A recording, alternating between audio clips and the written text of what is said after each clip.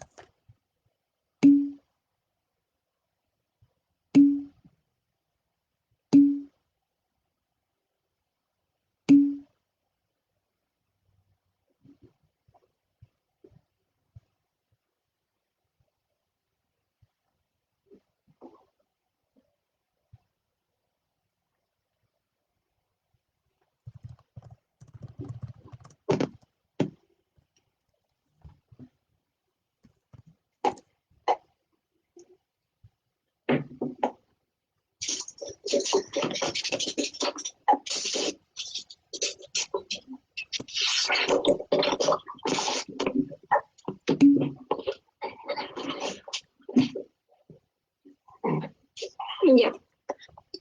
Bueno, vamos a comenzar ya. Me veo así porque no, mi computador falló la cámara. Pero bueno, buenas tardes a todos. Mi nombre es Catalina Royola. Soy estudiante de Medicina Veterinaria y la actual directora de ACOVICI.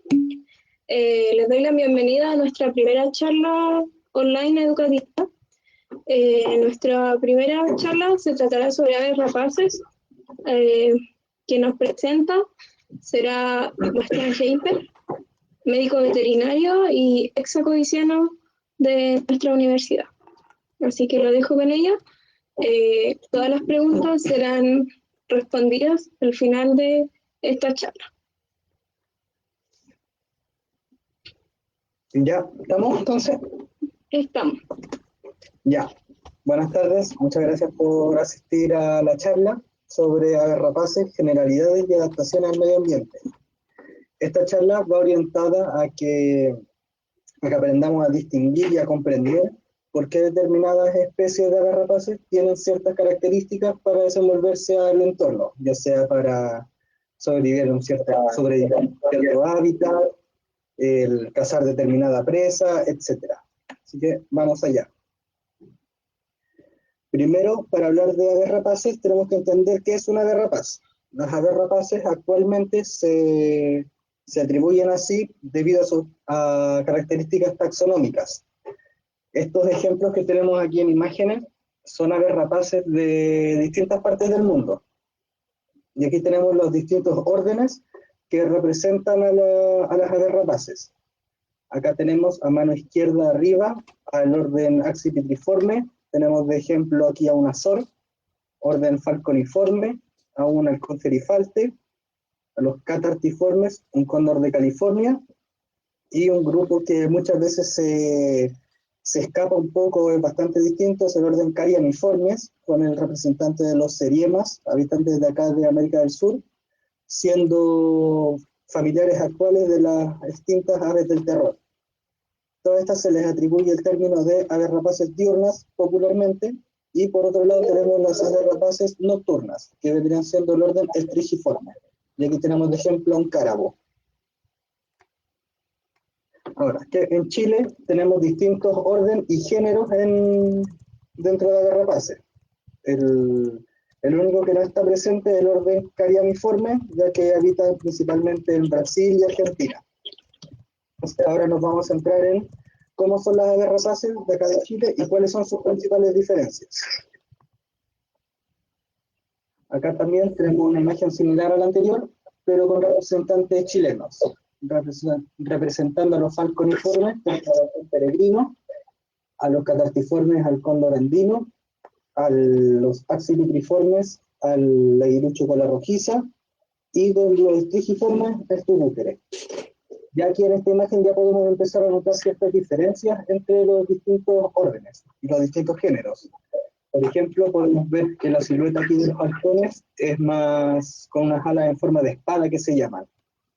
Los cataliformes se caracterizan por su cabeza desprovista de plumas para no ensuciarse mientras se alimentan de cadáveres. Los accipitriformes tienen una conformación de ala un poco más redondeada que los halcones, y los trigiformes son los que más escapan aquí del común de las aves rapaces, ya que tienen una cara con un disco facial y tienen toda su fisionomía adaptada para sobrevivir y cazar en la noche. Más adelante vamos a ver por qué. Bien. Esta imagen, esta infografía es generada por Educar Rapaz. Yo recomiendo seguir esta página, comparten información muy útil y de alta calidad. Aquí podemos ya empezar a notar ciertas diferencias en las siluetas de las aves rapaces. Como por ejemplo, podemos ver aquí arriba los catatiformes, tienen una gran superficie alar que se llama, diseñada para poder surcar mejor el cielo y aprovechar mejor las corrientes de viento, similar a como las posee el águila y muy distinto a como lo poseen los accipiter, que tenemos aquí la representante al peuquito. En esta imagen también se notan las alas en forma de espada propias de los halcones y cernícalos.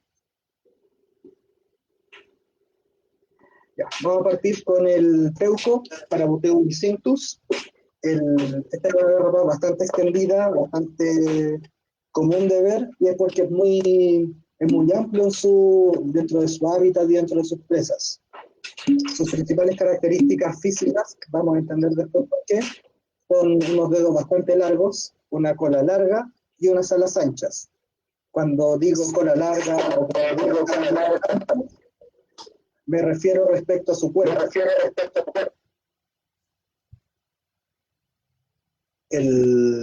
Una característica de los dedos largos son unos dedos adaptados para poder atrapar distintos tamaños de presa, principalmente aves y presas más escurridizas.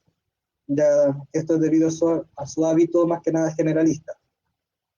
La cola larga le sirve de timón para poder hacer vuelos más en zigzag, hacer cambios de dirección más bruscos para poder perseguir a sus presas. Por lo tanto, este va a ser una rapaz que va a perseguir constantemente a su presa hasta poder pillarla y poder atraparla. Por eso es que antiguamente se le llamaban timoneras a las colas de la cola. Las alas anchas, por otro lado, le sirven para poder aprovechar de buena manera las corrientes de aire. Esto lo vuelve una ave muy versátil a la hora de cazar y de buscar cazaderos, ya que es muy común verlo planeando a mediodía buscando presas, o si está cansado o no tiene mucha energía, puede quedarse perchado simplemente esperando que pase una presa por debajo de su árbol. Entonces es una ave que es muy mixta y es muy variable en su comportamiento.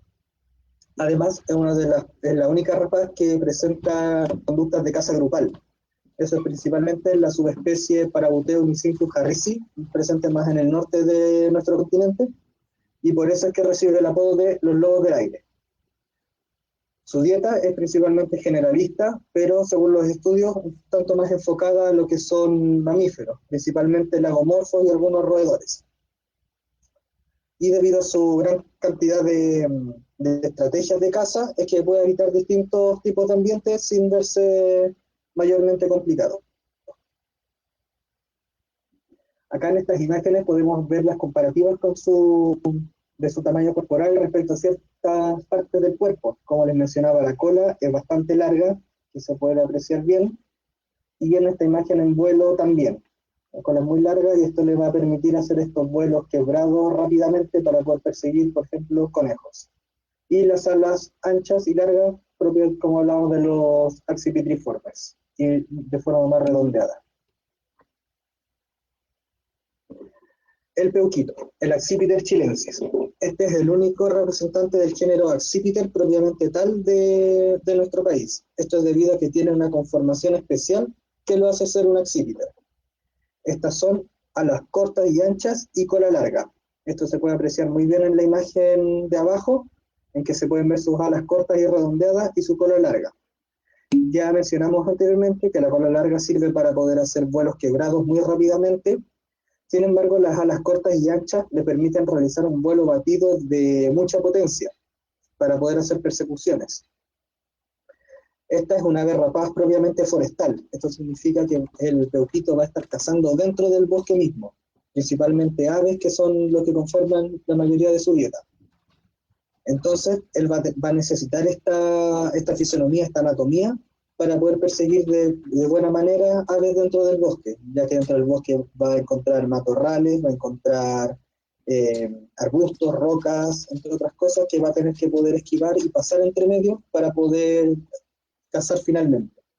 Por eso es que sus alas cortas le permiten tener menor superficie de impacto contra posibles obstáculos, y su cola larga le va a permitir hacer estos quiebres rápidamente.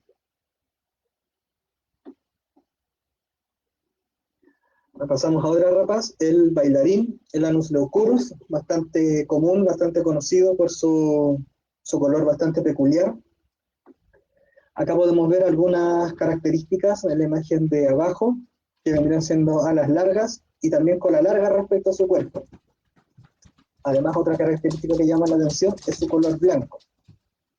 El bailarín es muy reconocido, y de ahí viene su nombre, por realizar una técnica de caza que se conoce coloquialmente como cernirse, y técnicamente se le conoce como vuelo estacionario batido. Esto significa que el bailarín, manteniendo un punto fijo en el cielo, batiendo sus alas y controlando el viento con su cola larga, va a poder mantenerse en un punto fijo en el aire, y de esta manera poder observar mejor el campo en busca de sus presas. Algunos estudios mencionan que el color blanco en algunos animales cazadores, principalmente aves, les da una cierta ventaja a la hora de pasar desapercibido para sus presas, ya que ellos se ponen en un punto alto en el campo mientras vuelan a contrasol. El color blanco les da un cierto camuflaje contra la presa que está mirando desde abajo, la cual se encandilaría intentando verlo. Su dieta es principalmente de roedores, sin embargo también se alimenta de lagartijas, insectos, entre otras presas pequeñas. Los ambientes que va a preferir el bailarín van a ser campos abiertos y despejados, debido a que su táctica de caza, buscando activamente mientras mira, necesita un campo lo más abierto posible para tener un mejor campo de visión. Por eso es bastante común verlo en zonas agrícolas y en cultivos, donde abundan sus presas predilectas. Acá podemos ver un video, un bailarín, lo voy a adelantar un poco. Ahí se puede apreciar el vuelo estacionario batido. En este momento aquí el bailarín está solo agitando con sus alas para poder mantener la posición. Cuando empieza a correr más viento, el bailarín se pone en una posición más vertical, usando su cola como para frenar este viento y poder mantenerse de mejor manera en el aire. Así, el bailarín empieza cada vez, cuando encuentra una presa, empieza cada vez a acercarse más, continuando con este vuelo batido, hasta que ya llega a una distancia que le da confiabilidad a él para poder lanzarse y poder cazarla. Ese es el bailarín.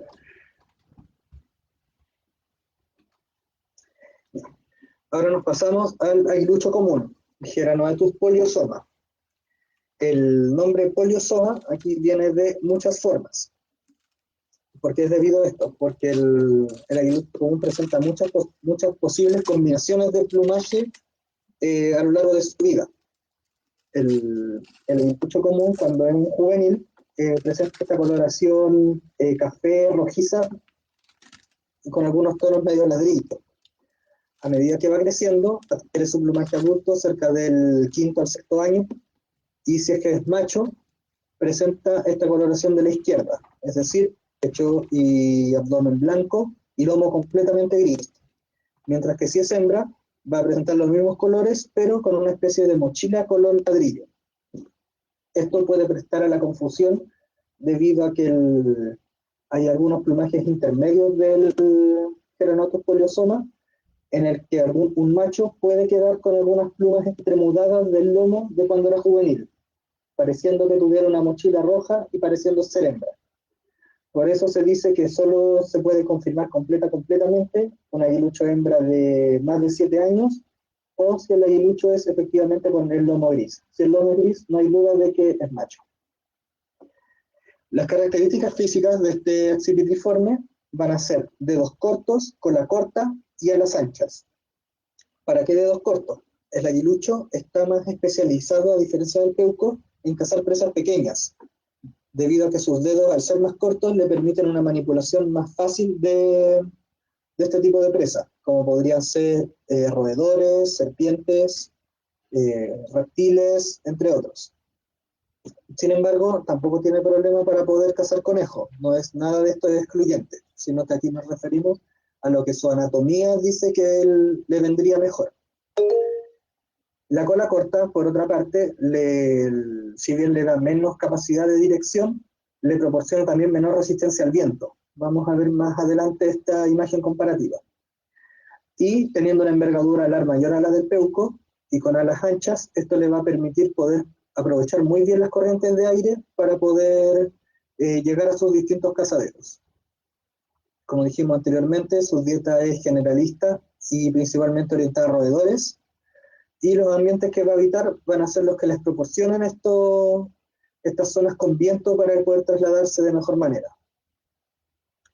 Siguiendo con el tema de su nombre, poliosoma, además de las coloraciones entre el juvenil, el adulto o la adulta hembra, se suman los morfos. Estas son variaciones fenotípicas, es decir, físicas de la coloración, siendo los machos de una coloración gris oscura al estar adulto, ahí llevan sus patitas un ratoncito, y siendo hembras, una coloración negra con algunas partes color rufo, en su lomo o en los flancos. Esto nos da todavía mayor posibilidades de combinaciones de colores, así que el nombre poliosoma está perfectamente atribuido. Además, el aguilucho es bastante versátil a la hora de aprovechar el viento. Aquí en este video podemos ver cómo el aguilucho hace un vuelo estacionario en la costa con mínimo aleteo, solo aprovechando la fuerza del viento para poder mantenerse en un punto fijo similar a como lo hace el bailarín. Esto ya nos indica y nos empieza a decir la facilidad que tienen estos accipitriformes para poder controlar el viento y usarlo a su favor. Me van a disculpar el video, estuvo complicado grabarlo en la costa y el viento ahí en ese momento realmente era muy fuerte.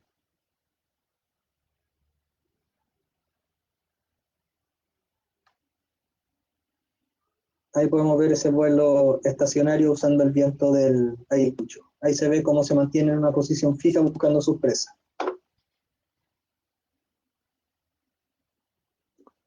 Acá tenemos una imagen comparativa del aguilucho poliosoma y el peuco.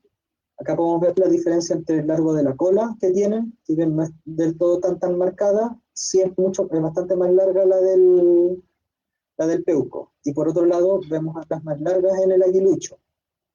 Lo que explicaba anteriormente de la resistencia al aire, cada vez que un cuerpo, un ave, corta el aire en un vuelo, genera flujo, genera turbulencias contra su cuerpo. Están graficados en esta imagen como estos vueltitas celestes al volar.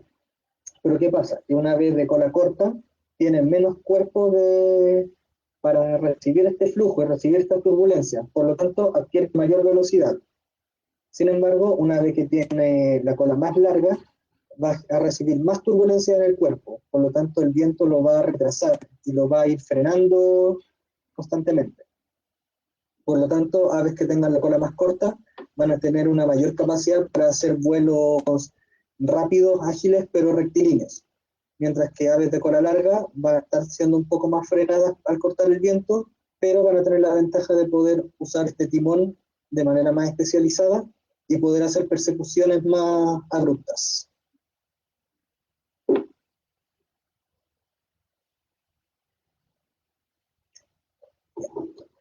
Ahora nos pasamos a un familiar del aguilucho poliosoma y pasamos al águila mora, la ave rapaz cazadora más grande de Chile. La águila mora, su nombre científico, Geranolepus melanoleucus, viene de melano negro y leucus blanco, por sus colores en su fase adulta. Cuando está en su etapa juvenil, es bastante similar en colores al aguilucho común, un color más café, más y con manchas ladrillo. Esta ave tiene característica de tener alas muy grandes, bastante grandes para su cuerpo, una envergadura alar muy ancha, lo que ya nos indica que tiene gran capacidad para poder aprovechar el viento en su vuelo. Una forma triangular bastante característica para reconocerla en terreno, una cola corta, que ya vimos que le va a entregar vuelos más rectilíneos, pero de mucha velocidad contra sus presas, y garras muy grandes. Esto es debido a que el águila mora en sus nichos ecológicos, por lo general, va a ser el depredador tope, pudiendo alimentarse de mamíferos grandes como zorros, quiques, liebres y conejos. Además, empezamos a ver otras características bastante marcadas, como serían las remiges primarias un tanto más abiertas. Esto le permite hacer mejores ajustes a la hora de volar y de aprovechar el viento, ya que lo usa a modo de dedos para poder acomodar bien la posición y su vuelo a gran altura. Y también cuando va en picado. Por lo tanto, debido a que es una ave muy grande, de gran masa corporal y que depende mucho del viento para poder desplazarse, por lo tanto siempre va a estar asociado a este tipo de terrenos de cerro y que tengan tendencia a tener corrientes térmicas, de las cuales se va a aprovechar para poder mover toda su masa corporal y llegar a sus cazaderos. Ya, ahora pasamos a otro orden, pasamos a los catartiformes. Estos los vamos a analizar de manera más general entre ellos, ya que tienen características muy similares los que están aquí en Chile. La principal característica que ya empezamos a ver es su superficie alar, la cual ya es considerablemente más grande para su cuerpo, siendo el cóndor andino una de las aves con la mayor envergadura en el mundo. Sus ramiges primarias aún más marcadas, similar a como la tenía el águila mora, lo que nos indica que es una ave que realmente depende completamente del viento para poder desplazarse. Además, se ha comprobado que los catartiformes tienen mayor tendencia a encontrar a sus presas por olfato que por vista, es decir, que las van a encontrar con mayor facilidad una vez que ya están descompuestas. Sin embargo, ellos tienen la batería química y bacteriana en su sistema digestivo para poder tolerar esta descomposición y no tener problemas.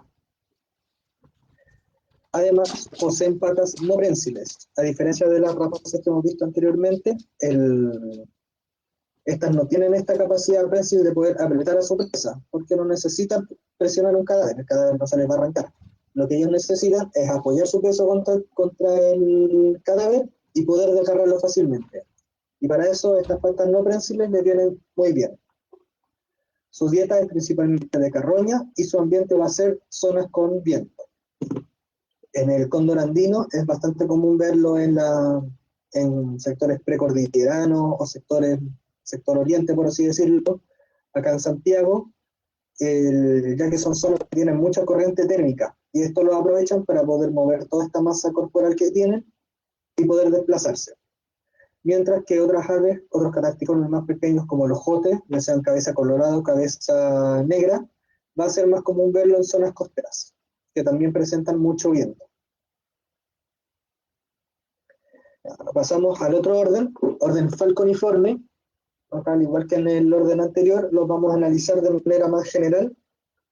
Acá tenemos a los géneros milvago, caracara y falco bohemos. De representante aquí tenemos al tiuque, muy conocido, siempre presente en todas partes, al carancho y al traro. Estos falconiformes tienen características bastante distintas al resto de agarrapaces, ya que tienen hábitos terrestres muy marcados. Esto significa que es muy normal verlos en el suelo buscando alimentos y desplazándose por el suelo.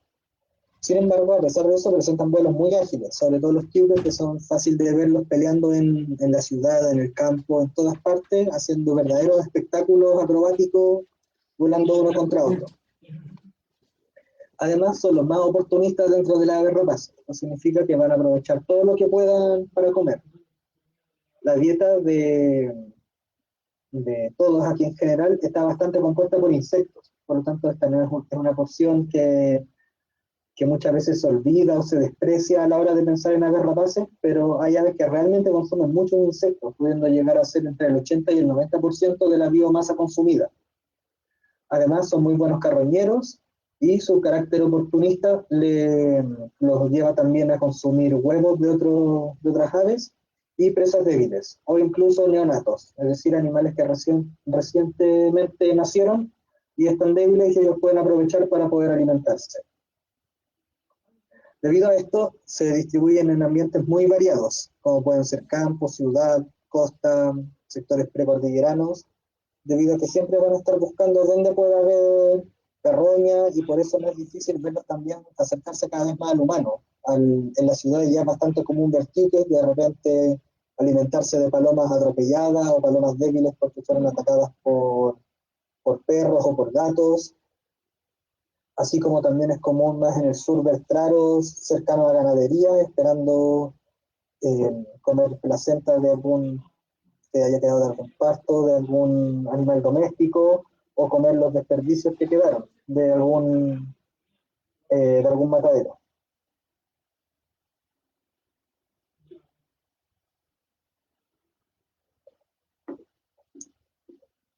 Ahora pasamos a otro, dentro del mismo orden falconiforme, pasamos al género falco, que es lo que se conoce como los halcones verdaderos.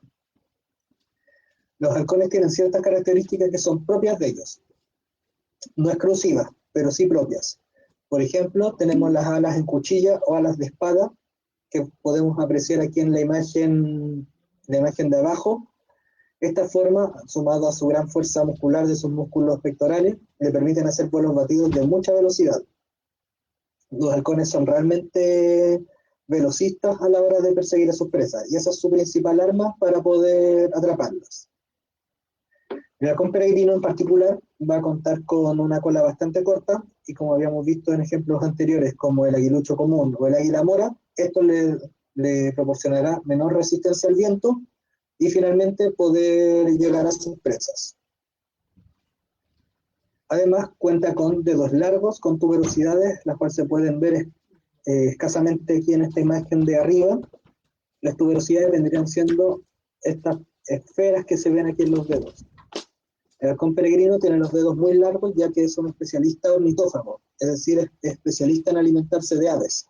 Y estas tuberosidades le van a presentar una mayor superficie de apoyo a la hora de poder apresar a sus presas.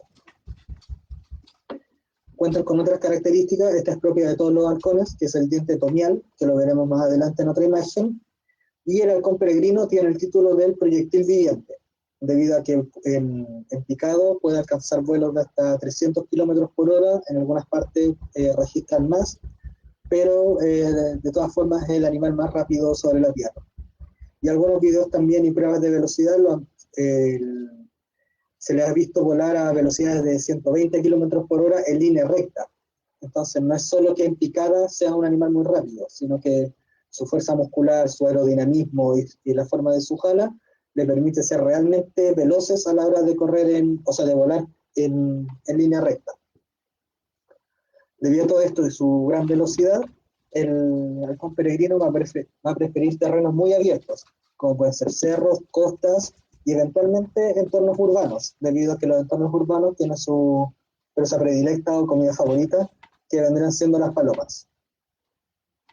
¿Por qué necesita terrenos abiertos? Ya que el halcón peregrino hace sus picados a gran velocidad y de esta manera planta las cuchilladas contra sus presas.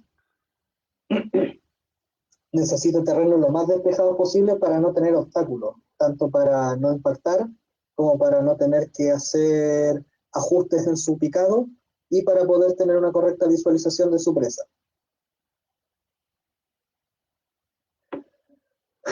Acá en esta imagen podemos ver el diente tomial que les mencionaba anteriormente, el cual es esta prominencia en la ranfoteca con forma de colmillo, el cual les permite desnucar fácilmente a sus presas. Esto es característico de todos los halcones y les permite matarlas rápidamente para poder ya sea alimentarse o trasladarla con mayor facilidad a su nido en caso de que estén criando halconcitos. Y otra característica que podemos ver aquí es el tubérculo nasal, presente en el orificio nasal del halcón. Este tubérculo permite que cuando el halcón peregrino está realizando estos picados, no le entre el aire de manera tan violenta que pudiera dañarlo. De esta manera el halcón se protege en su propio sistema respiratorio contra esta alta velocidad a la que él vuela.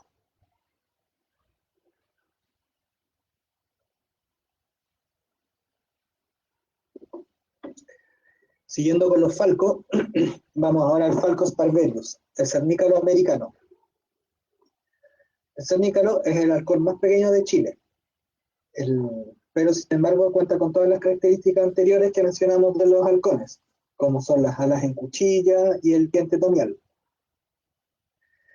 Sin embargo, el cernícalo ya cuenta con una cola larga, lo que ya nos habla de que va a hacer vuelos más en persecución y de vuelos zigzagueantes contra sus presas. Además, también tiene otra modalidad de caza, que es cernirse. Al igual como lo hace el bailarín, esta conducta es más común en el Falco tinuculus, que es el cernícalo vulgar o cernícalo europeo. Sin embargo, también los cernícalos de acá lo hacen eventualmente. Y otra táctica de caza que tienen ellos es simplemente percharse en un poste, en un pilar, en un árbol, y esperar a que algo pase, algo para alimentarse. Otra característica de esta especie es que es una de las pocas aves rapaces que tienen dimorfismo sexual marcado y visible visualmente, ya que el principal dimorfismo sexual, o sea, diferencias físicas entre macho y hembra, en las aves rapaces es el tamaño, siendo la hembra considerablemente más grande. Sin embargo, en el cernícalo ya podemos ver algunas diferencias. En la imagen de arriba tenemos a un macho, el cual tiene características como las alas grises y su cola de un color ladrillo liso, una banda negra y una banda blanca. Sin embargo, en la hembra vemos que este color gris no existe y se cambia por un barreado negro y ladrillo, y su cola sigue el mismo patrón de coloración de su lomo. En cuanto a dieta, es un ave generalista, se alimenta también mayormente de insectos, pequeños coleópteros, y aves y roedores y reptiles de pequeño tamaño. Es común verlo en cerros y en campo, principalmente en nichos ecológicos que otras rapaces no quieren aprovechar por el tamaño de presa que no les vendría siendo conveniente. Similar al anterior, tenemos al halcón perdiguero, Falco femoralis. Esto podemos ver que es básicamente y anatómicamente un cernícalo, pero más grande. Cuenta también con las alas en cuchilla, como todo halcón. Cuenta con una cola bastante larga, al igual que el cernícalo. Sin embargo, él va a ser también un ave más especialista ornitófaga. Ya no es tan generalista como el cernícalo, que come insectos, roedores, reptiles, lagartijitas, aves y de todo. Él se llama un especialista en aves. Y su cola larga, si le va a restar un tanto de velocidad, le va a conferir vuelos más pronunciados y vuelos más marcados a la hora de perseguir, pudiendo también, similar a como lo hace el peuquito, volar en entornos más cerrados, entornos que, por ejemplo, el halcón peregrino no puede aprovechar debido a su anatomía y a su táctica de caza. Acá podemos ver una comparativa entre el halcón perdiguero y el halcón peregrino. Podemos ver notablemente la cola considerablemente más larga en el halcón perdiguero, mientras que en el peregrino es más corta. Es interesante que ambos sean especialistas ornitófagos, sin embargo, cuentan con adaptaciones distintas para poder cazar sus presas. De todas maneras, el halcón perdiguero va a preferir presas, o sea, puede acceder a presas también más pequeñas, pero también a presas bastante grandes, pudiendo alimentarse desde pequeños paseriformes, como podrían ser gorriones, chincoles o jilgueros, hasta aves de gran tamaño, como pueden ser algunas columbiformes, como las tórtolas o incluso torcasas. Mientras que el halcón peregrino caza de todo, principalmente palomas, que es su presa predilecta, pero algunos estudios han encontrado restos en sus egagrópilas han encontrado restos de gaviota, restos de queltehue, restos de pato, restos de muchas aves, debido a que su táctica de caza y su potencia de vuelo le permiten cazar de todo y defender su territorio contra todo. Ya son varios los videos de halcones peregrinos espantando y alejando aves de enorme tamaño, como podrían ser pelícanos,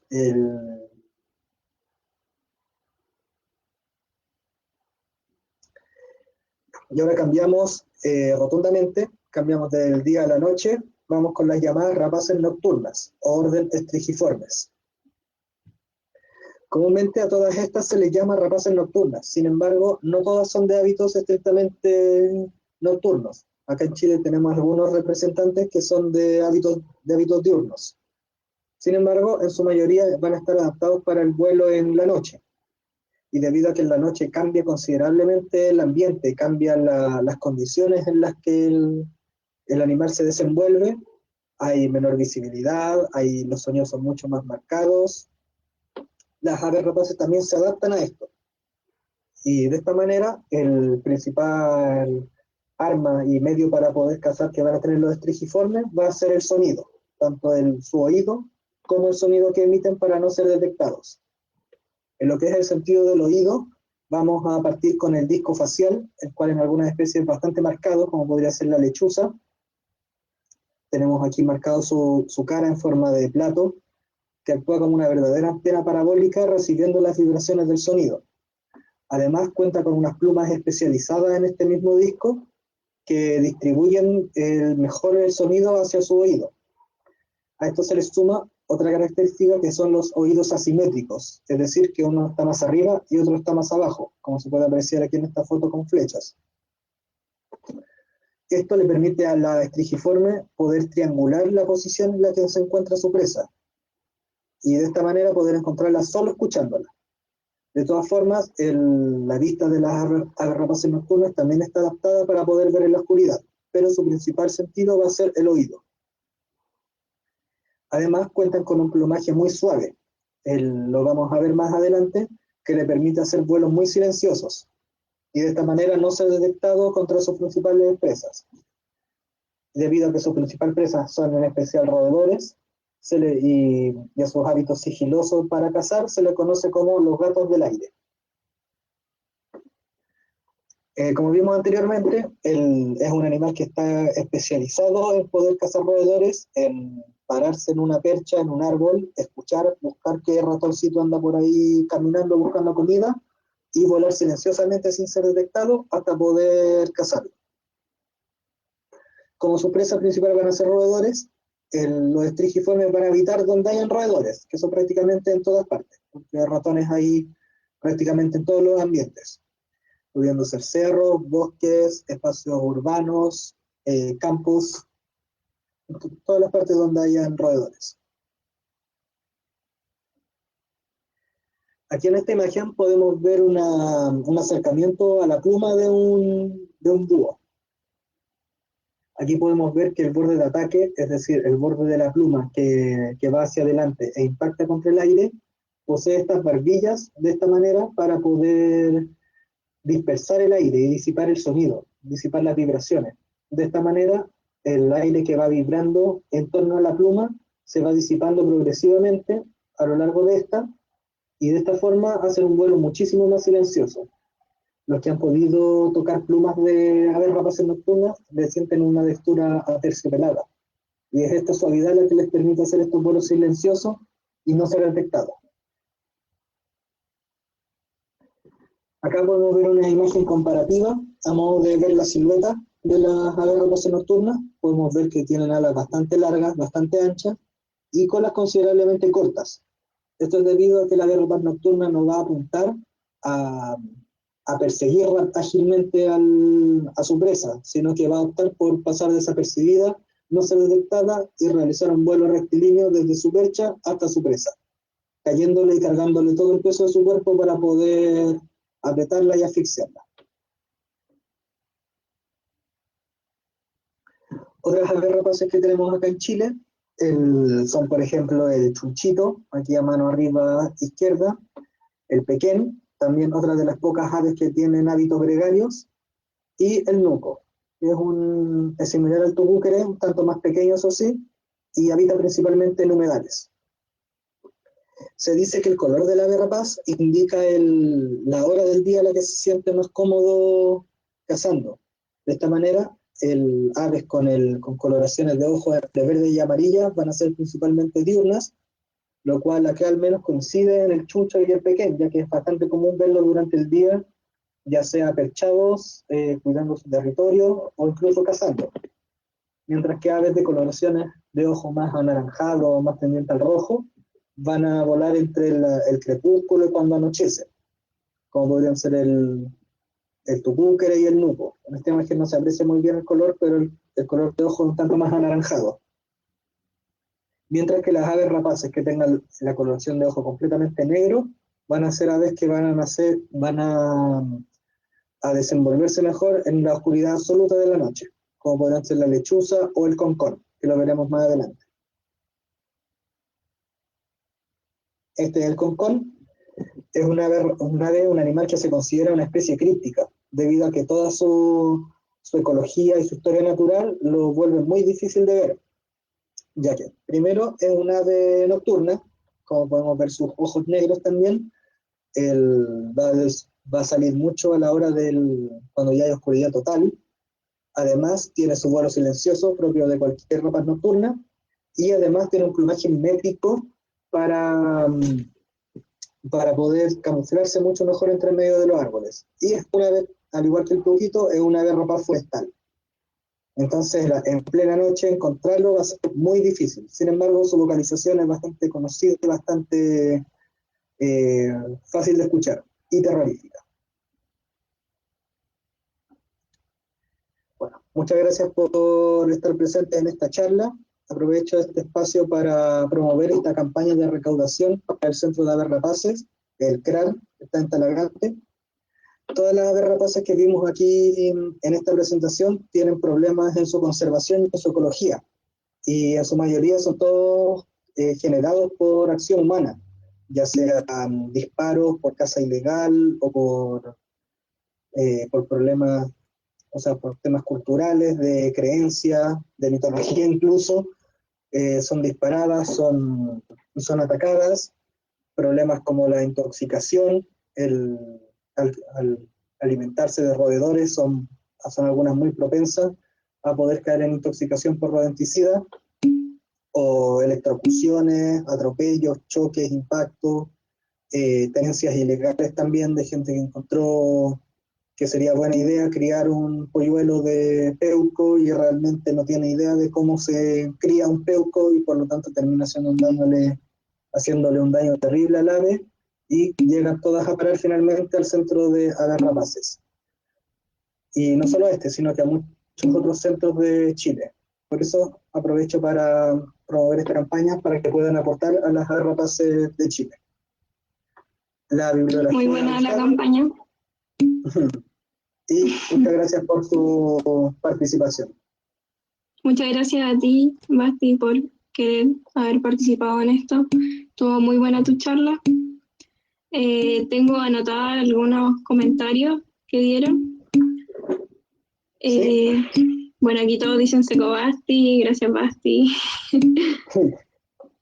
Lucas había dicho, cuando hablaste de los traros, que Sí. él había escuchado que tienen preferencia por caer a la tierra y luego correr para dar caza a sus presas. ¿Acaso sabe algo al respecto? Ya, el traro, este animalito como animal oportunista y de hábitos terrestres es bastante flexible en sus hábitos, por lo tanto no es raro verlo hacer cosas poco comunes o poco esperables para su especie.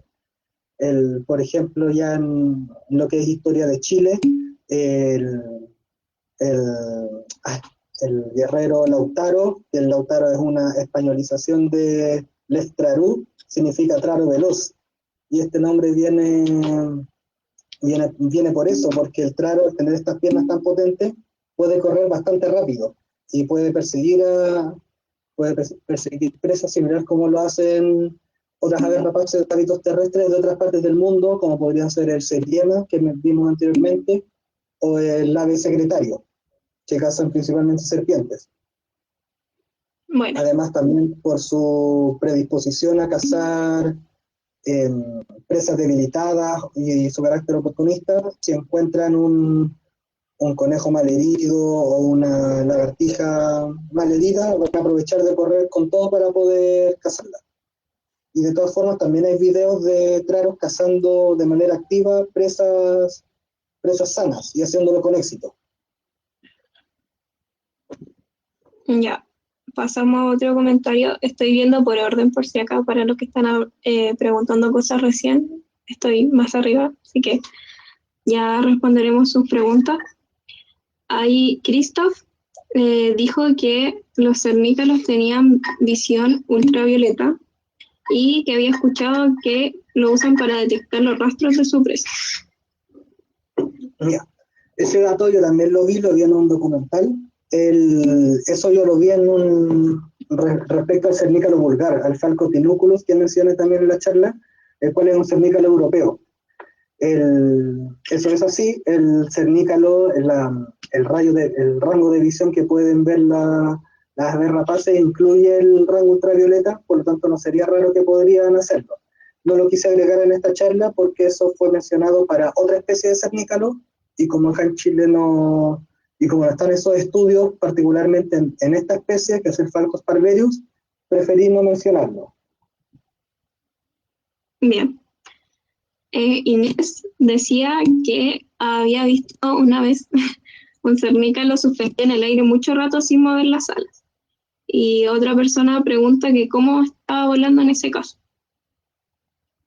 Ya. Con el cernícalo pasa eso. Nuevamente me voy a ir al Falco tinuculus, al cernícalo europeo. Hay un estudio que menciona que el cernícalo cambia su método de caza en base al clima y en base a la estación del año propiamente tal. ¿Esto a qué se debe? A que cuando hay mayor calor y el sol está en su punto más alto, calienta masas de aire en el ambiente, lo que genera corrientes de aire ascendente que facilitan a algunas aves aprovechar estas y poder mantenerse suspendidas sin tener que hacer tanto esfuerzo físico.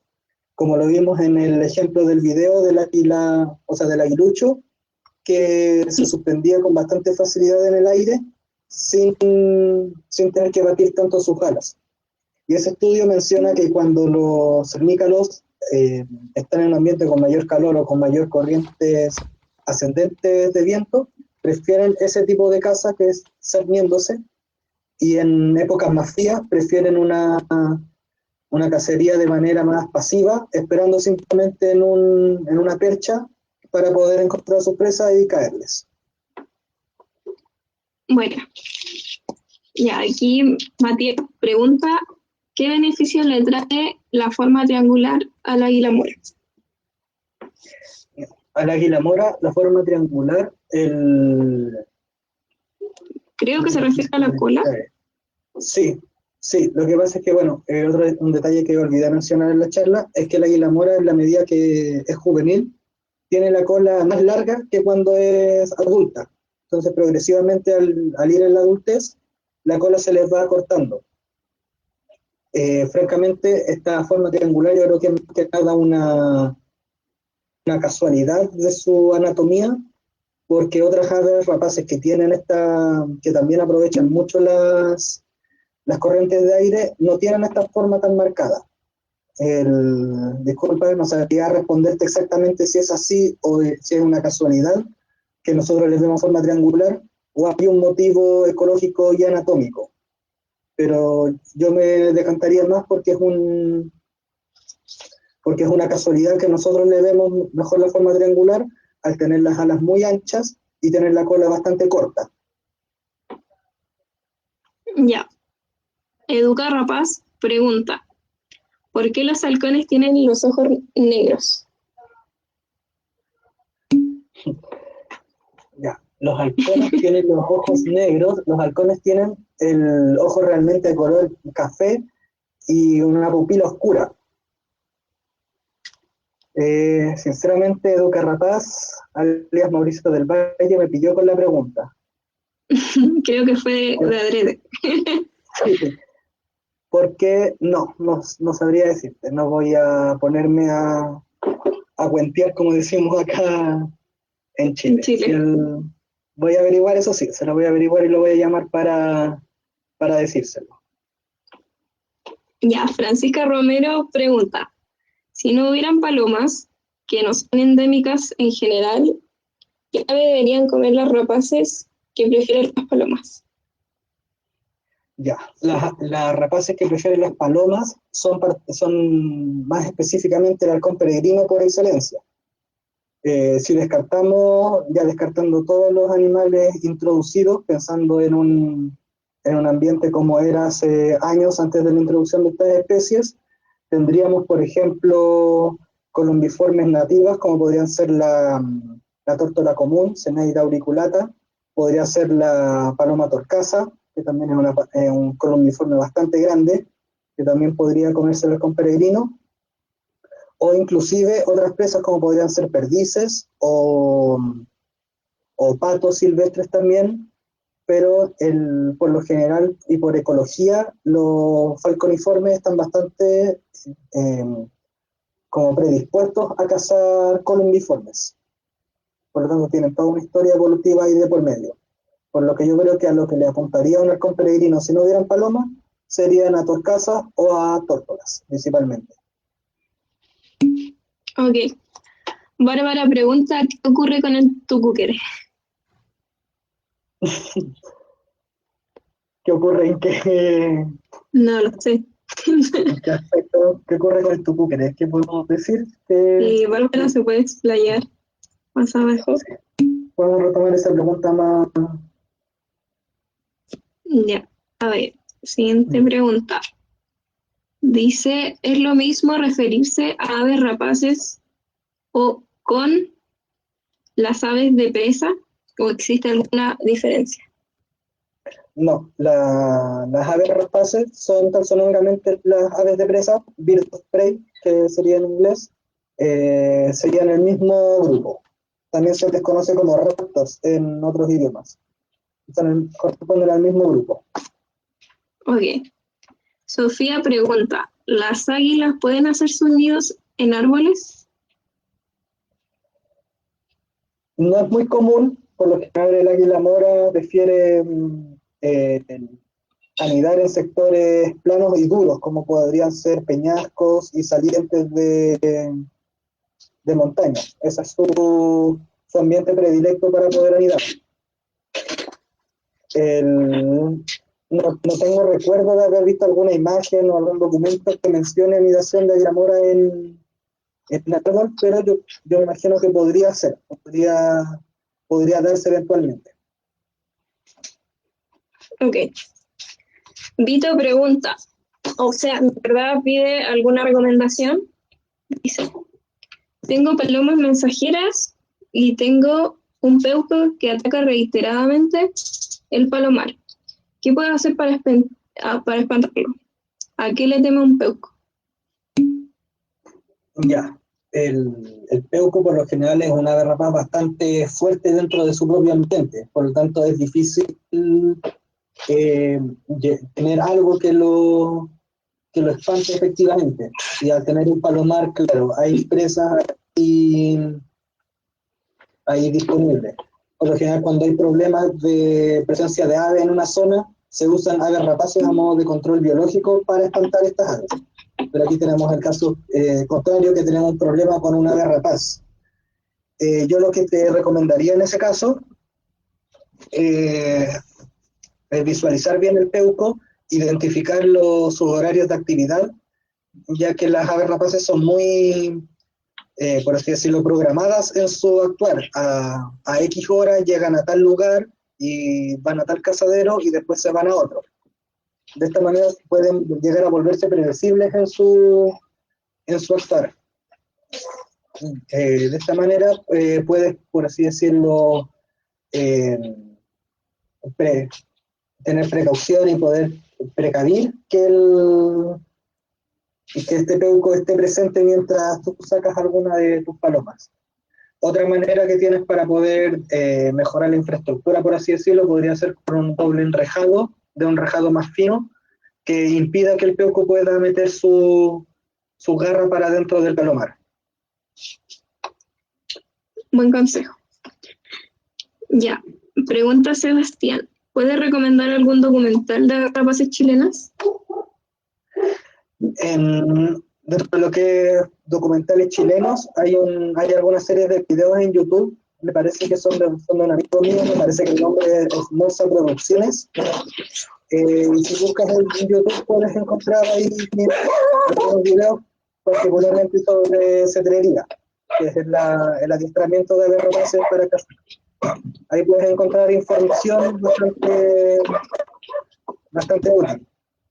Y otras cosas que recomiendo son algunos libros sobre identificación de aves en terreno, ya que estos también traen un apartado de cómo se identifican, qué comen, qué hábitos tienen.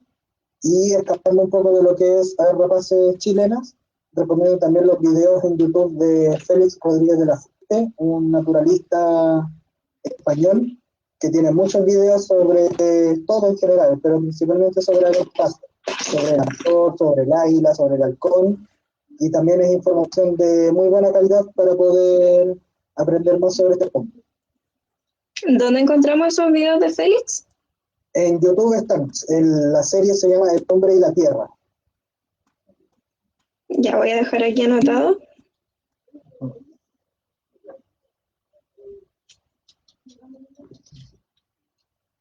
Ya.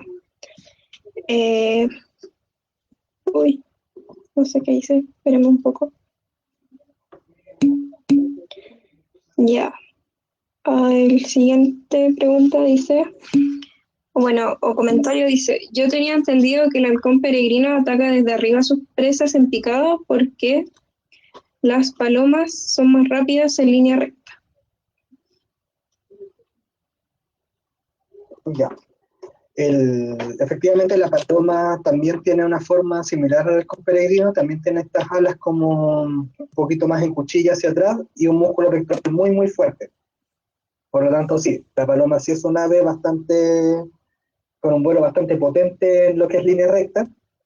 El halcón peregrino sí, se pone desde arriba en su táctica de caza, se pone bastante arriba e intenta posicionarse en el punto ciego de la paloma, que es un punto entre la espalda, y de esta manera va a tratar de mantener ese punto hasta que logra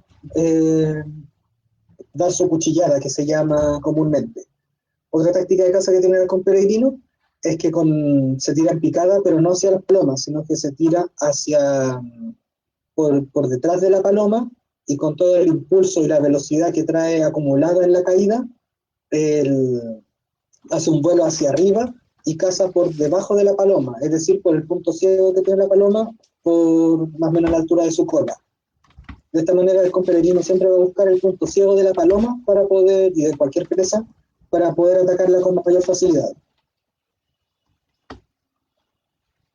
Otra pregunta es, ¿caso un tito alba puede morir atragantado por un ratus rotus o una rata? Ya, una tito alba, una lechuza común, que actualmente su nombre acá para América cambió a tito furcata.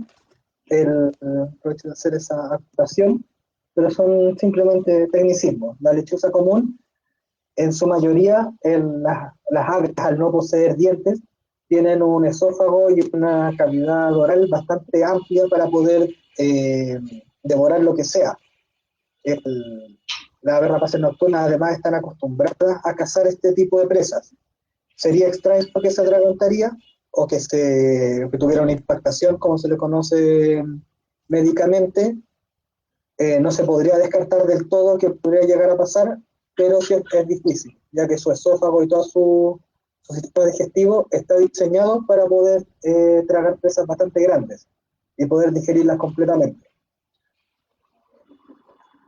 Ya, un comentario de Manuel Ederra dice, yo había leído que las lechuzas, no sé si todas las rapaces nocturnas, se pone entre paréntesis, tienen unas especies de garras chiquititas en sus plumas para poder engancharse una en contra y así disminuir las vibraciones y el sonido. No sé si son las mismas que dijiste hace un rato. No, las que menciono yo son características propias de la pluma, de las barbillas del borde de ataque de la pluma, que disipan las vibraciones del aire. Lo que tú mencionas no lo había escuchado nunca, que tuvieran alguna especie de uña o alguna eh, prominencia que les permita hacer eso. Yo sinceramente no lo había escuchado, pero está interesante buscarlo más adelante. Perdón por esos sonidos. Ya. Otro comentario dice, sé que la charla trata de rapaces, pero ya que mencionaste a los jotes, los he visto en grupos grandes desde en el suelo con las alas abiertas, de estilo yeco. ¿Eso es una conducta de apareamiento o de qué otra podría ser la conducta? Normalmente cuando un ave se pone con sus alas extendidas al sol, es porque busca o secarse o absorber sol. Es normal en las aves que se den los baños de sol que se llaman, que en el fondo es ponerse bajo el sol a poder tomar calor y poder calentarse. Esto también médicamente hablando les sirve para poder sintetizar vitamina D para mejorar eh, su fisiología del calcio. Obviamente esto el cojote no lo Disculpa, ¿qué sabe, pasa si es sin pero sol? Lo no siento, lo hace. es que cuando es sin sol, ¿qué puede ser? Perdón, por interrumpir. Ya, cuando es sin sol, por ejemplo, los yecos se da que están buscando secarse. Hace un tiempo me llegó un video de unos jotes que están incluso bajo la lluvia en esta misma conducta. Yo creo que es una conducta, puede ser como anormal, ya que esa posición normalmente es para poder secarse, y en ese video por lo menos estaban haciendo todo lo contrario, que era mojarse. El, Sin embargo, las conductas de apareamiento de los jotes, hasta donde yo sé, no son de manera grupal, no funciona como funciona, por ejemplo, en los mamíferos, que hay grupos de apareamiento y los machos compiten y hasta encontrar a sus parejas. Por lo tanto, yo creo que era más que nada una conducta para poder tomar algo de sol o poder secarse en el caso de que se hayan mojado la noche anterior, o algo así, ya que las conductas así como grupales en las aves están por lo general más asociadas a otros grupos, como podrían ser los córvidos, que también distan bastante genéticamente de lo que son los catatiformes. Espero haber respondido algo a tu pregunta, pero francamente no sé por qué otro motivo podría haber sido si no fuera por sol, a menos que estuvieran buscando algo de sol.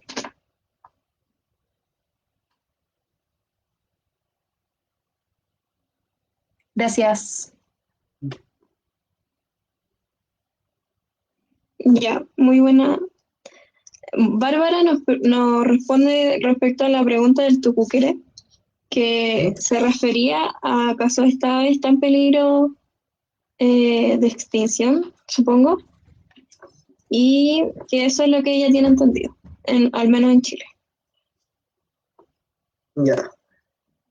El estado en particular del Tucúquer, ese estado de conservación para Chile, no lo tengo para manejarlo así directamente, puedo decirte, no, está en preocupación menor, está vulnerable, hasta donde yo sé, no está en problemas graves de conservación. Estoy viendo aquí si puedo encontrar rápidamente el estado de conservación. Resolución.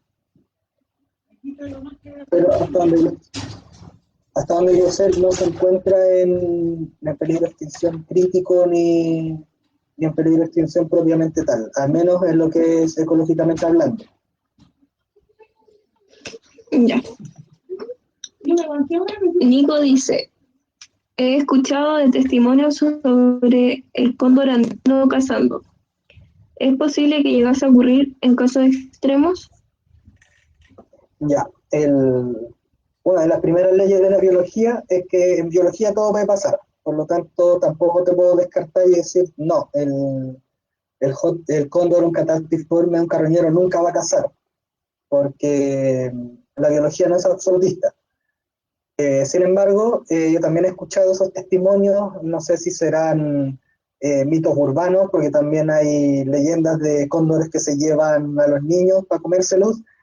Eh, Sin embargo, yo me imagino que sí podría darse que un cóndor intente rematar una presa, rematar un animal, ya que él en sí no tiene una anatomía y no tiene eh, un estado corporal, por así decirlo, para poder realizar una caza. Es un ave bastante grande, muy pesada, que no tiene garras prensiles, por lo tanto para él sería muy difícil, por ejemplo, llegar a pillar un conejo, llegar a poder apresarlo y poder alimentarse de él. Lo que sí es común de ver es que si nace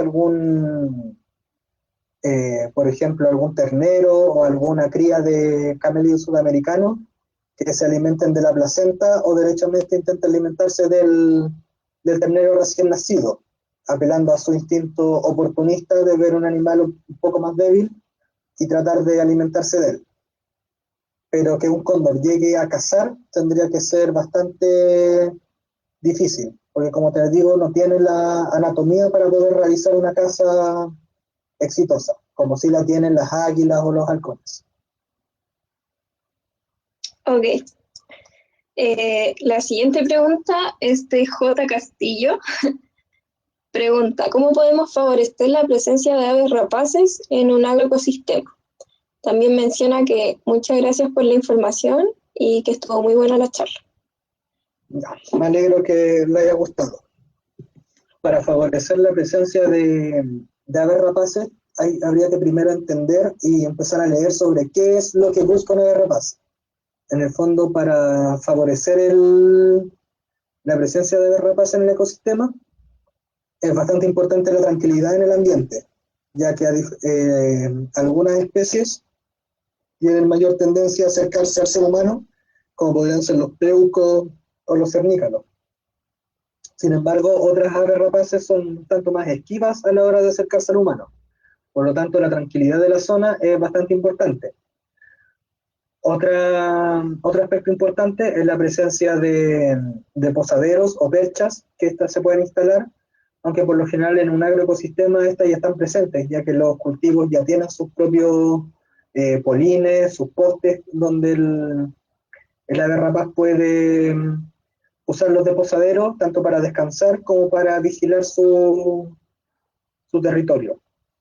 Y otra alternativa es la colocación de casas nido. Las casas nido son cajas diseñadas para que el ave la encuentre, la aproveche, y debido a su instinto, principalmente las aves nocturnas, que es de hacer nidos dentro de huecos de árboles, eh, piense que esta caja nido es un hueco de árbol y decida anidar dentro. Y así ahí ya tienes un ecosistema bastante protegido, porque la alimentación sube mucho y el control de plagas ahí aumenta exponencialmente debido a las crías. Así que esas serían las maneras más adecuadas o más amigables de poder favorecer la presencia de aves rapaces, sin llegar a intervenir mayormente el ecosistema, claro está. Y también es recomendable ocupar aves rapaces para estos Claro, agroecosistemas, ¿cierto? claro. La diferencia es que, por ejemplo, en algunos países como Australia, existen criaderos y existe básicamente el servicio de colocación de familias de lechuzas, por ejemplo. El problema es Ya. acá en Chile, ya que culturalmente hay problemas de uso de rodenticidas, hay problemas de creencias que dicen que las lechuzas son brujas, que presagian la muerte, entonces les disparan.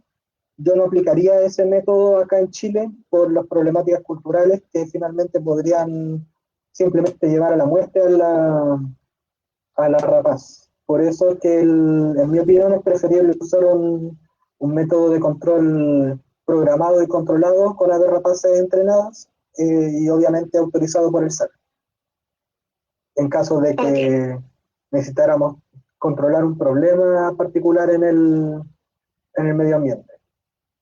Igual eso es muy buen punto y muy buen dato para que se sepa que no es llegar y ocupar el tema de la ave rapaces en estos ecosistemas. Claro, hay que pensar también en el aspecto social y antropológico que hay en torno al agroecosistema. Porque, por ejemplo, si cercano hay alguna casa que tenga un gallinero, el peuco se va a ver bastante más tentado a cazar una gallina, que es una ave gorda que le ofrece mucho alimento y que casi no vuela, que a cazar, no sé, alguna paloma, por ejemplo, que podría generar problemas. Y finalmente el peuco va a terminar o con un escopetazo o le van a pegar con una pala, encerrado en un gallinero. Porque lamentablemente así pasa y así terminan muchos. Claro. Otra pregunta es si es que de las aves rapaces, solo Parabuteus, Unisictus, caza en grupo y caso hay un orden en cuanto a la comida, acaso hay algún líder, acaso son primero las hembras o acaso comen todos juntos. Ya, en el peuco, Gramuteus uniscinctus, cuando cazan en grupo, por lo general yo he visto grupos de 2 machos o hasta 3 machos y una hembra o 2 hembras. Estos pueden ser grupos familiares, ya sean crías de la nidada anterior o incluso familias, o sea, aves sin parentesco propiamente tal. Sin embargo, por lo general la que se alimenta primero es la que remata. Cuando los grupos de parabuteo hacen esta estrategia de caza, por lo general hay uno que busca, otro que saca a la presa, por lo general la liebre, para que valga la pena todo el esfuerzo, otro que conduce la liebre hacia un determinado punto, donde la espera la hembra, que finalmente al ser más grande y tener más potencia, puede caerle y atraparla con mayor facilidad. Por lo general parte la hembra comiendo y después empiezan a picotear de a poco los demás integrantes, que podría ser la siguiente hembra más joven, por ejemplo, siguiendo esta jerarquía. Y Va como en el tamaño claro, más que nada.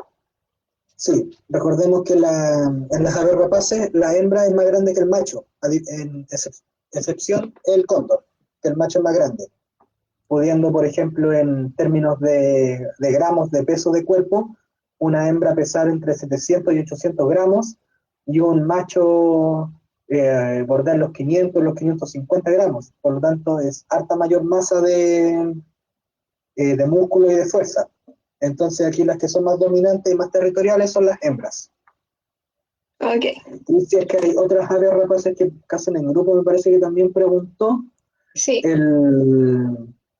Yo he visto, por ejemplo, la otra rapaz que tiene Bailarín, tendencias gregarias son los pequeños. Yo he visto, por ejemplo, en algunos madrigueras que ocupan los pequeños, he encontrado restos de queltehue, restos de paloma, que a mí se me hace la idea de que un pequeño solo no podría cazar con tanta facilidad esa presa, y por lo tanto haber hecho una caza grupal. Sin embargo, hasta donde yo sé, no está documentado la caza en grupo como sí está documentado en el peuco. En casos excepcionales, cuando hay parejas conformadas, la pareja caza en conjunto, el macho con la hembra. Y ahí hay una caza más grupal, por así decirlo, que se da en aspectos reproductivos. Ok. Begoña pregunta, ¿qué antecedentes tiene respecto al consumo de roedores envenenados y su consumo por alguna ave rapaz? ¿Basta para todas que coma uno o algunas requieren más de uno para morir envenenadas? Eso va a variar en muchos factores, ya que entendiendo un veneno lo vamos a entender médicamente por una dosis que podríamos llamarlo miligramos por kilo. Entonces, para tener una dosis tóxica efectiva, vamos a necesitar una determinada dosis tóxica para el ave rapaz. Entonces, ¿qué pasa? Que al ser de menor masa los roedores, un roedor va a necesitar, supongamos, 5 miligramos kilo del rodenticida para morir envenenado. Pero para que una lechuza se envenene, supongamos, estos son solo números a modo de ejemplo. Artificiales. artificiales van a necesitar 20 miligramos por kilo. Entonces quizás al comerse uno no se va a envenenar. El problema es que estos químicos tienen tendencia a bioacumularse en los tejidos del cuerpo y en el organismo. Por lo tanto, a lo mejor la primera noche se va a comer uno y no se va a envenenar, pero a lo mejor la otra noche le va bien y caza dos. Y si los dos estaban envenenados, ya no va a tener 5, va a tener 15. Y a la otra noche caza otro más y llega a su dosis tóxica y empieza con sintomatología de intoxicación. Entonces va a depender de muchos factores, va a depender de cuánto haya consumido el roedor y de cuánto sea el tamaño de la rapaz que la está consumiendo. De esta forma, hay algunos rodenticidas que son de acción más lenta, por así decirlo, que el roedor necesita comer varias veces, o sea, necesita comer más de una vez el rodenticida para poder presentar la sinología. Y esto, en mi opinión, son los que más riesgo presentan, porque si el roedor come una dosis y muere, bueno, quedó ahí, a lo mejor una rapaz no lo va a pillar si el roedor quedó dentro de una bodega, por ejemplo. Pero si el roedor comió una dosis y después tiene una semana para poder seguir deambulando, va a estar también acumulando veneno en su cuerpo y esto se va a biomagnificar en el ecosistema y todo va a caer de peor manera en el depredador más tope, que en este caso sería una ave rapaz. Ok. Diego pregunta, ¿todas las aves rapaces realizan crianza en conjunto o algunas solo crían uno de los padres? Hasta donde yo sé, todas las aves rapaces hacen crianza en conjunto. Y de esta forma se distribuyen para que la hembra por lo general cuida el nido y el macho caza. Y esto aparte tiene varios motivos. Primero que nada, como dijimos anteriormente, los machos son más livianos que las hembras. Y al ser más livianos también son más rápidos. Por lo tanto, tienen mayor facilidad para poder desplazarse rápidamente en un ir y venir y estar trayendo presas constantemente. Además, la hembra, al ser más grande, también es más intimidante a la hora de que venga un posible depredador o algún agente peligroso contra su nido. Entonces, de esta manera va a ser el macho principalmente el que va a traer el alimento hacia el nido y la hembra lo va a empollar, va a distribuir el alimento y eventualmente va a salir a espantar a posibles enemigos, por así llamarlos. Posibles peligros. Sí. Ya. A ver, Educa Rapaz nos dijo, porque tenían más oscuros los ojos los halcones, y es porque filtran la cantidad de luz, ya que es mucho más potente en las alturas, y que los halcones, sobre todo para el momento de cazar, se mantienen bajo el sol. Súper. Súper buena información, así que les recomiendo seguirlos para tener más datos como ese. Laura pregunta, Muchas gracias. ¿se tiene registro de nuevas dietas adoptadas por algunas aves rapaces?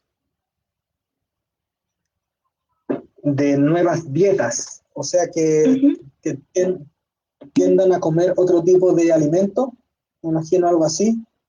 Aquí dice Laura que en Colombia se registran que los búhos están alimentándose de murciélagos.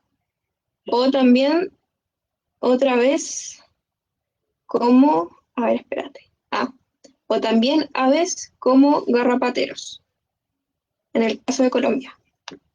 Ya, el tema de las rapaces nocturnas, si bien su fisionomía, su anatomía está más orientada a cazar roedores, no es raro que cacen otras aves cuando las pillan en sus dormideros, como las aves diurnas, al no poder ver nada, su cerebro actúa de manera mucho más lenta y por lo general no pueden ni siquiera actuar. Un ave anidando es una presa fácil para un tubúquere, para un búho. Y de todas formas, se da mucho de aves rapaces nocturnas que cazan aves rapaces diurnas en la noche. Y muchos ejemplos de cámaras trampas que monitorean nidos. Durante la noche están los polluelos de halcones ahí pechados bien durmiendo y de repente pasa un búho, se toma uno y se lo lleva para comérselo. por lo tanto también son flexibles en ese aspecto, y las rapaces nocturnas son un gran peligro para las rapaces diurnas, sobre todo el tucúquere, que es bastante fuerte en comparación a otras. En cuanto a lo Y que de es gran flexibilidad, tamaño. también. En cuanto a lo que es flexibilidad, yo diría que los géneros milvagos, los que vimos, los yuques, los traros, los falcobohemos, los caracaras, son mucho más flexibles en su alimentación, ya que actualmente se están alimentando ¿cómo se llama esto?, de restos de pescado, incluso en la costa, de restos de matadero, en los vertederos, incluso se han documentado yuques alimentándose de choritos o mejillones, como se conocen en otros países, cuando la marea está baja. Entonces eso nos indica la enorme flexibilidad que tienen estas aves para alimentarse. Yo una vez, anécdota, vi a un tío que una vez comiéndose una palta en la playa. No creo que sea parte de su comida predilecta, pero eso ya no es un ejemplo de lo flexible que pueden llegar a ser. Eso también podría hablar sobre la falta que tienen de alimento, Pero el saben, ser flexible. también el ser flexible es también una estrategia evolutiva para poder sobrevivir y poder optar a distintas cosas. Pero aquí principalmente, en mi opinión, actúa más lo que se llama la ley del mínimo esfuerzo. Es decir, un depredador va a intentar cazar la presa que le entregue mayor biomasa al menor esfuerzo. Es decir, por ejemplo, si va a tener que hacer 5 intentos de caza para poder agarrar una paloma sana, mejor hace un intento de caza y agarra una paloma que le falten unas plumas. De esta manera obedece a la ley del mínimo esfuerzo y el ave se alimenta sin gastar tanta energía. Ya que recordemos que en la naturaleza la energía es muy valiosa y muy preciada. Claro. Aquí Ángeles comenta que ha visto tiuques comiéndose crías de cotorra argentina. Y Jimena nos aclara el estado de conservación del tucúquere, que en cuanto a nacional de especies chilenas no sale nada. Y en cuanto a la UICN, se encuentra en preocupación menor. Bueno, siguiendo Ya. un poco lo que mencionaba Laura, de alimentándose murciélagos, también acá en las zonas neotropicales, ya saliéndonos un poco de lo que es Chile, está el halcón murcielaguero, que también se alimenta de murciélagos. Entonces también ahí nos indica que dentro de cada especie o de cada género pueden haber variaciones y pueden haber adaptaciones y especializaciones para determinada presa. Ok. Aquí Candela consulta. En cuanto a las lesiones causadas por un recinto sin posibilidad de percha, en el caso de que un animal esté sufriendo mascotismo, ¿hay algún tratamiento posible para el daño de las plumas timoneras? También dice, está descrito el trasplante de plumas en este caso, y en cuanto a su pronóstico, ¿puede llegar a ser factible su liberación? Dice que gracias y saludos desde Argentina.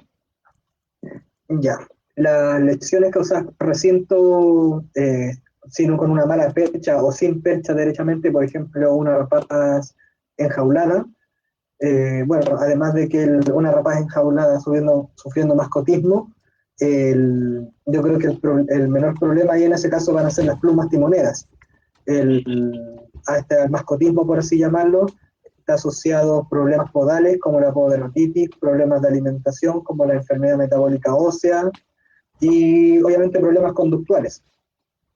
Pero respondiendo a tu pregunta, un posible tratamiento para las plumas timoneras puede ser el injerto de plumas, el cual es algo distinto al trasplante de plumas, ya que en el injerto se usa una pluma igual a la pluma que tiene daño, suponiendo que necesitamos la tercera pluma de izquierda a derecha, necesitamos efectivamente la tercera pluma de izquierda a derecha de la misma ave.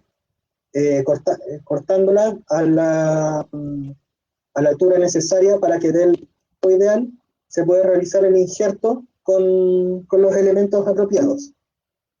De todas formas, médicamente también se dice, se recomienda que se puede aceptar hasta 2 plumas, me parece, de diferencia, o 1 pluma de diferencia, en caso de que no tenga exactamente la pluma que le hace falta. De todas formas, es importante saber que las rapaces mudan una vez al año, por lo general en la época de verano, acá en Chile, en nuestro país, entre enero y febrero, la muda tiende a durar 3 meses por lo general. Y aquí mudan todas sus plumas, por lo tanto, si hay un ave que está en rehabilitación, que está con problemas y necesita cambiar su plumaje, se puede esperar a una muda para que cambie completamente su plumaje y nazca con plumas sanas. Obviamente todo esto apoyado de buena alimentación y suplementos alimenticios para poder ser liberada y descartar el problema de las plumas. Si una ave está pronta a su liberación y necesitamos sacarlo y le falta una pluma, se puede realizar el injerto de pluma para poder sacarla adelante. Y posteriormente, cuando ese rapaz en vida libre mude, va a botar esa pluma con el injerto y le va a salir una nueva. Ok. Luis dice de qué manera puede cambiarse la visión que se tiene sobre las aves rapaces nocturnas para que se deje de agredir a estas. Me sumo a la respuesta y digo que el tener una educación ambiental es muy importante en estos casos. Y te dejo con tu respuesta. Sí, obviamente aquí este problema es una problemática básicamente cultural de los que se transmiten de generación en generación y que muchas veces son muy difíciles de sacar porque están muy arraigados en el inconsciente colectivo de las personas, sobre todo de las personas de comunidades más rurales. Entonces, una de las mejores estrategias, en mi opinión aquí, es apuntar a las personas más jóvenes, sobre todo a los niños, porque de esa manera vamos, en cierta forma, como cortando de raíz el problema. En el fondo, como estos problemas se transmiten colectivamente y muchas veces por el boca a boca, un niño que empiece a ver la importancia de la garrapata para el ecosistema, ver que gracias a ellas tienen menos probabilidades de enfermedades transmitidas por ratones, como pueden ser el antivirus, la leptospira, rabia incluso, al aprender ese valor, esta persona va a dejar de difundir ese mensaje de rechazo a las aves rapaces e incluso puede llegar a cambiar a un mensaje de apreciación a las aves rapaces, convirtiéndose él mismo en un agente de cambio. Debido a esto, la educación ambiental, el plantear bien las cosas y en un lenguaje obviamente no técnico, sino que sea entendible para todo público, es sumamente importante. También es importante entender que no todas las personas tienen por qué amar a las aves rapaces. A los que estamos en esta charla, nos gustan las aves rapaces, nos importa que estén bien y que su estado de conservación no empeore, pero hay gente que simplemente no le va a importar. Y esa gente que no le va a importar, es importante dejarles en claro los beneficios que traen estas tanto para el ecosistema como para ellos mismos. Yo creo que esos son los puntos más importantes para cambiar ciertas opiniones respecto a las aves rapaces. Eric pregunta que en alguna ocasión observó a un milvago alimentándose de fruto de palma.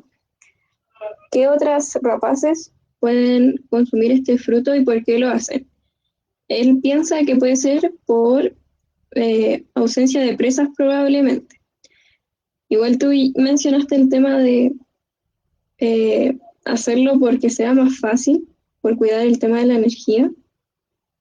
Claro, ¿Qué podría responder respecto a eso? El milvago chimachina es un pariente bastante cercano del tiuque, de nuestro milvago chimango, que también tiene esta flexibilidad. Sin embargo, hasta donde yo sé, las rapaces, por más oportunistas y por más flexibles que sean en su alimentación, no tienen el sistema digestivo que tiene una ave herbívora, propiamente tal, como podría ser un loro o una tórtola.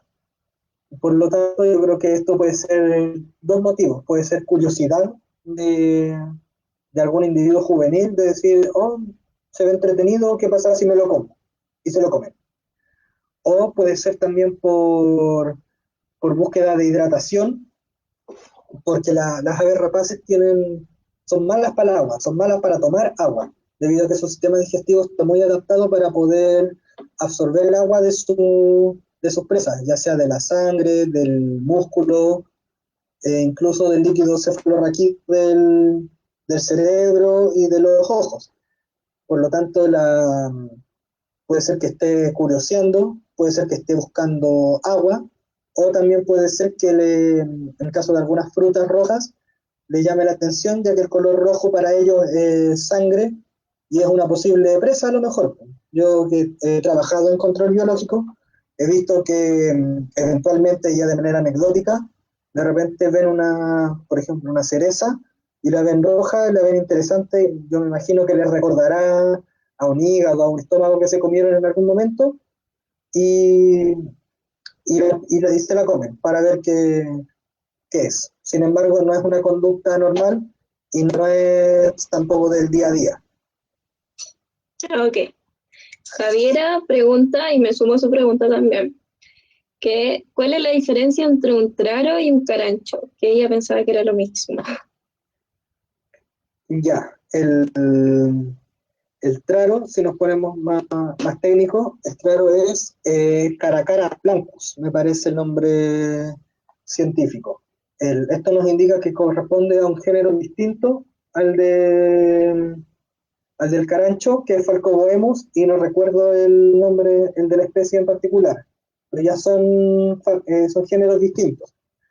Además, están las posibles diferencias en nichos ecológicos que ocupan. Yo hasta donde he leído, porque no he tenido mucha experiencia con carancho o con traros, he leído que los caranchos están muy asociados a lo que es sectores precordilleranos, mientras que los traros están más asociados a entornos medios de campo y ciertamente forestales, a modo de ocupación de nicho similar al que ocupa el piuque acá en la zona central. La diferencia es que son especies distintas. De todas formas, el nombre común es solo eso, un nombre. Cada persona le puede decir como se le venga en gana a una especie. Lo que importa técnicamente es el nombre científico, y ese es el que te va a dar la verdadera diferencia.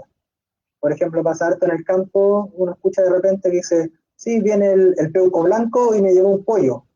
Y uno queda extrañándose porque no sabía si fue un aguilucho o un poliosoma adulto, no sabía si fue un bailarín o si fue un peuco con leucismo.